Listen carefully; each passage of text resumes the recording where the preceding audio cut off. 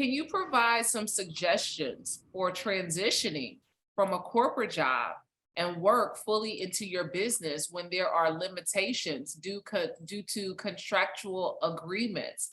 Mhm. You said that there's like this gut instinct and this gut feeling that you have when it's time to move on. But how do you do that when you're limited due to some contractual obligations? Yeah, I mean, look, I'm I'm a fundamental believer, and this goes back to my underlying principles of truth, love, and compassion. If you've said you're going to do something, you Mm, must do it. And mm. if you've signed a contract that says, thou shalt not do such and such, then it doesn't matter what the contract says, you don't do it.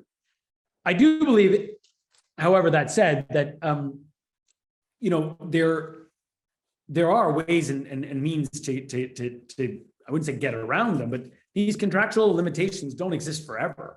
They can't, right? And I mean, there's some fundamental concepts, and we can get into it. I'm not a lawyer by training, but I've spent a lot of time with the law and used the law as a tool in business activities. But there's definitely ways to get around those, not to get around them, but to have them lapse over time, right? So those contractual obligations don't necessarily last forever.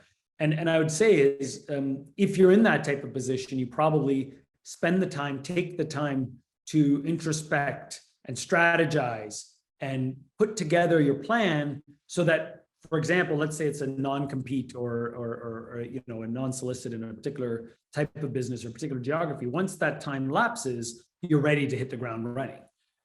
So that could be one way to deal with it.